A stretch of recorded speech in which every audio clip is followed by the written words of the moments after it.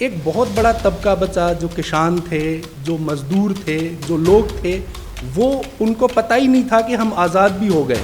वो विद्रोह जब ही करता है जब उसको न्याय व्यवस्था से उम्मीद उठ जाती है, तभी वो विद्रोह की तरफ बढ़ता है। न्यायिक व्यवस्था में समस्याएं हैं, जुडिशरी में समस्याएं हैं, हमारे देश में लीगल डिपार्टमेंट में समस्याएं हैं।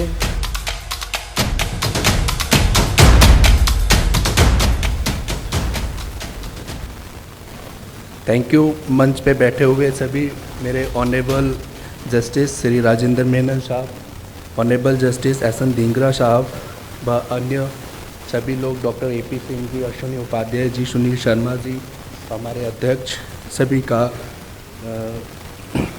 बहुत बहुत धन्यवाद कि वो हमारे इस मंच पे आए और इस जस्टिस फॉर ऑल के लिए हमारी जो एक लड़ाई है, सबके लिए न्याय, क्योंकि हमारा उद्देश्य है स्वराज मेरा अधिकार।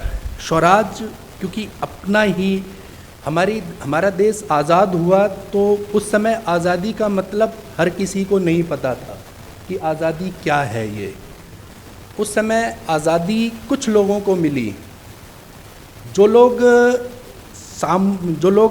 बिजनेसमैन थे, वो बिज़नेस के लिए लड़ रहे थे। कुछ लोग अपने क्षेत्र के लिए लड़ रहे थे, कुछ लोग राजसी परिवार थे जो राजा बने हुए थे, उनके लिए लड़ रहे थे, अपने क्षेत्र के लिए।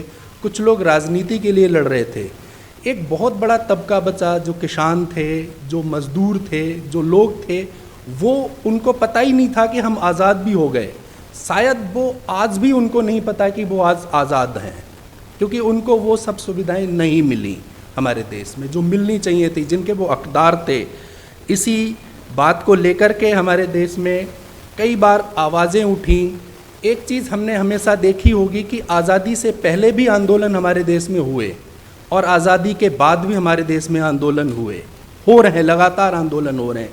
तो वो आंदोलन कोई अपने स्वार्थ के लिए नहीं है, वो आज़ादी के लिए आंदोलन है। हमारे देश में जो भी आंदोलन किए जा रहे हैं, आज हमारे देश में हम अपने आप को आज़ाद महसूस नहीं कर रहे हैं, इसलिए हम अपने आप को आज़ादी के लिए आगे बढ़ रहे हैं। एक चीज़ हमेशा देखी गई है कि कोई भी देश की अर्थव्यवस्था बिल्कुल जीरो हो जाए, सब कुछ ख़त्म हो जाए, लेकिन वहाँ के नागरिक को एक चीज़ अगर ध्यान में रहती है कि वो उसको न्याय मिलेगा यहाँ, तब तक वो विद्रोह नहीं करेगा। वो विद्रोह जब ही करता है जब उसको न्याय व्यवस्था से उम्मीद उठ जाती है, तभी वो विद्रोह की तरफ बढ़ता है।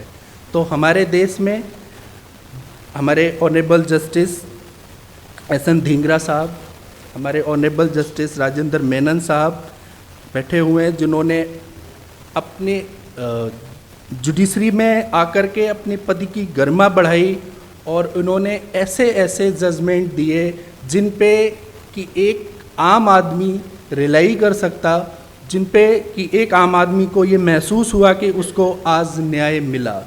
लेकिन मैं अभी हमारे ऑनरेबल जस्टिस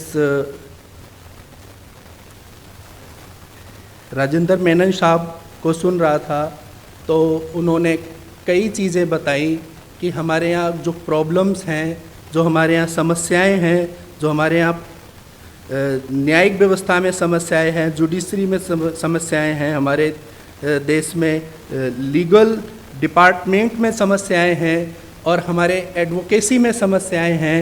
तो मुझे किसी एक शायर का शेर ध्यान आया, तो मैं बोलना चाहूँगा कि एक शायर ने लिखा था कि चश्मदीद अंधा बना, बहरा सुने दलील, झूठों का है दबदबा, सच्चे हुए जलील। तो कभी कभी ये महसूस होता है कि न्याय लेने गए और हमें जलालत सी मिल गई कि हम जलील हो गए। न्यायिक प्रक्रिया में पढ़ के हम जलील से महसूस होने लगे। इस तरह की चीज़ें हमारे सामने आती रही हमेशा। तो उसी चीज़ को लेकर के एक